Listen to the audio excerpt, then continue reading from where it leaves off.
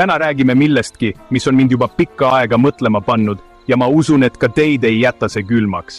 Istuge mugavalt, sest me sukeldume sügavale küsimusse, mis võib muuta teie arusaama kõigest, mida teate. Kas me elame simulatsioonis? See kõlab nagu midagi ulmefilmist, eks ole? Nagu Matrixis, kus Neo avastab, et kogu tema elu on olnud üks suur arvutiprogramm. Aga mis siis, kui ma ütlen teile, et see idee ei pärine ainult Hollywoodist, vaid selle üle murravad pead ka maailma tippteadlased, füüsikud ja filosoofid. Mõte, et meie reaalsus ei pruugi olla päris, on samaaegselt hirmutav ja paeluv. Kujutage ette, et kõik, mida näete, kuulete ja tunnete, teie mälestused, teie armastatud inimesed, isegi see video, mida te praegu vaatate, on vaid osa keerukast koodist, mida käitab mingi ülim arenenud tsivilisatsioon. See on suur amps, ma tean.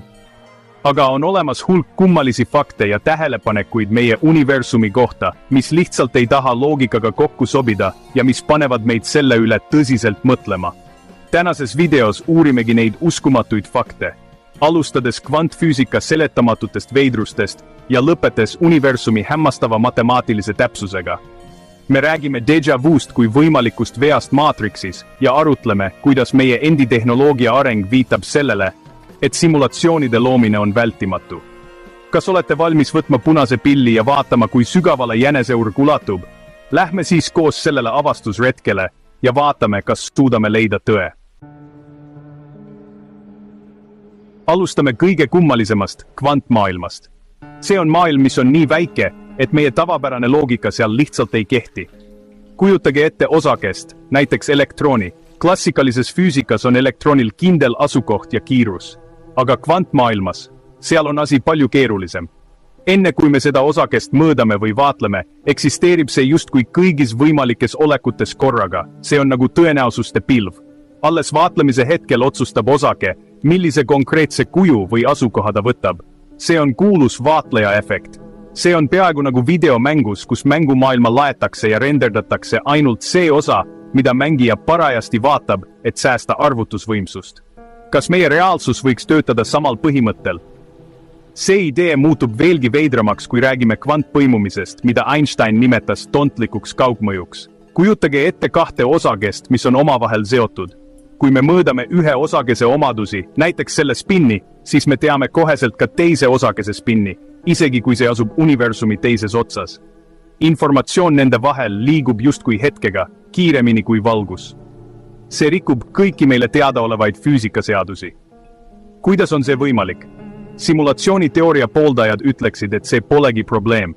Kui mõlemad osakesed on lihtsalt andmepunktid ühes suures süsteemis, siis nende omaduste muutmine on sama lihtne kui muuta väärtusi kahes erinevas lahtris Exceli tabelis. Süsteem lihtsalt teab mõlema olekut, sest nad on osa samast koodist. Kui kvantmaailm tundub kaootiline ja segane, siis universum suures plaanis on hämmastavalt täpne ja matemaatiliselt korrapärane. Füüsikakonstandid, nagu gravitatsioonikonstant või valguse kiirus, on justkui peenelt häälestatud. Kui need väärtused oleksid kas või imeväikese murdosa võrra erinevad, ei saaks universum sellisel kujul, nagu me seda tunneme, eksisteerida. Ei oleks tähti, planeete ega elu. Kõik laguneks laiali või kukuks kokku. See on nagu keerulise arvutiprogrammi parameetrite sättimine, muuda ühte väärtust ja kogu programm jookseb kokku. Miks on meie universum just selline elu jaoks sobiv? Kas see on lihtsalt uskumatu juhus? Mõned teadlased väidavad, et see peenhäälestus viitab disainile. See ei pea tähendama loojat religioosses mõttes, vaid pigem programmeerijat. Matemaatika on universumi keel. Alates planeetide orbiitidest kuni galaktikate spiraalideni, kõik allub elegantsetele matemaatilistele valemitele. Füüsik James Gates on isegi avastanud midagi, mis sarnaneb arvutikoodile. Täpsemalt viguparanduskoodile, otse sügaval stringiteooria võrrandites, mis kirjeldavad meie reaalsuse alustalasid. See on selline kood, mida kasutatakse näiteks veebibrauserites, et tagada andmete korrektne edastamine. Kas on võimalik, et meie reaalsuse aluseks olevad seadused sisaldavad koodi, mis parandab vigu, et hoida simulatsiooni stabiilsena? Tõstke käsi, kes on kogenud déjà vu'd. See kummaline põgus tunne, et oled täpselt sama hetke juba varem läbi elanud, kuigi tead, et see pole võimalik. Neuroteadlased pakuvad sellele mitmeid seletusi, näiteks et aju teeb hetkeks lühise, ja salvestab lühiajalise mälestuse otse pikaajalisse mälusse, tekitades tunde, et see on vana mälestus. See on täiesti loogiline seletus. Aga mis siis, kui see on midagi enamat? Simulatsiooni hüpoteesi kontekstis võiks déjà vu olla midagi hoopis muud. See võiks olla glitch ehk tõrge süsteemis. Nagu hetkeline viivitus või kordus videomängus, kui süsteem on ülekoormatud. Mõelge sellele nii, kui meie reaalsus on simulatsioon, siis võib-olla on see mingil hetkel vaja taaskäivitada või parandada. Või äkki laeb süsteem mingi asukoha või sündmuse uuesti, kasutades selleks varukoopiat, ja meie teadvus märkab hetkeks seda vana faili, enne kui see uuega üle kirjutatakse. See tekitakski selle kummalise tuttavlikkuse tunde. See on nagu filmis Matrix, kus Neo näeb musta kassi 2 korda järjest mööda minemas ja Trinity selgitab, et see on märk sellest, et midagi on süsteemis muudetud. Muidugi on see spekulatsioon, aga see on huvitav mõte, mis paigutab selle väga inimliku ja kummalise kogemuse hoopis teise valgusesse. Kas sinu viimane déjà vu oli lihtsalt ajutrikk või midagi enamat? Vaatame korraks peeglisse. Mitte sõna otseses mõttes, vaid vaatame meie enda tehnoloogilist arengut. Mõnekümne aastaga oleme liikunud lihtsatest videomängudest nagu Pong uskumatult realistlike virtuaalreaalsuse maailmadeni, mida on juba praegu kohati raske päriselust eristada. Mõelge, millised on meie simulatsioonid 50, 100 või isegi 1000 aasta pärast. On täiesti mõeldav, et jõuame punkti, kus suudame luua simulatsioone, mis on täis teadlikke, näeb iseteadvaid olendeid, kes ei aima, et nad elavad arvutiprogrammis. Nad elaksid oma elu, armuksid, ehitaksid tsivilisatsioone ja võib-olla hakkaksid isegi ise ühel hetkel looma omaenda simulatsioone. See ongi argumentatsiooni tuum. Kui me aktsepteerime, et selliste simulatsioonide loomine on tulevikus võimalik, siis tekib küsimus, miks peaksime arvama, et meie oleme need esimesed, see baasreaalsus. Kui üks tsivilisatsioon loob ühe simulatsiooni, siis on tõenäoline, et selles simulatsioonis elav tsivilisatsioon loob omakorda uusi simulatsioone. See tekitab simulatsioonide ahela, kus on üks baasreaalsus ja potentsiaalselt miljardeid simuleeritud reaalsusi.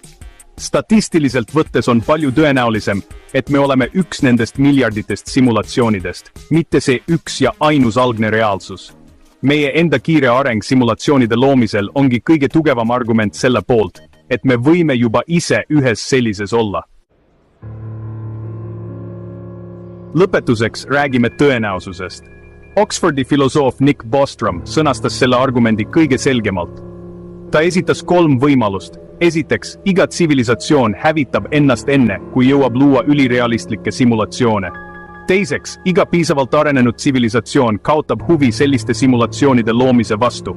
Ja kolmandaks, me elame peaaegu kindlasti simulatsioonis. Kui me välistame 2 esimest varianti ja arvestades meie enda arengut tundub, et me ei hävita ennast, vähemalt loodetavasti, ja meie huvi virtuaalreaalsuse vastu ainult kasvab, siis jääbki järele ainult 3., kõige häirivam võimalus. See on puhas loogika ja tõenäosusteooria.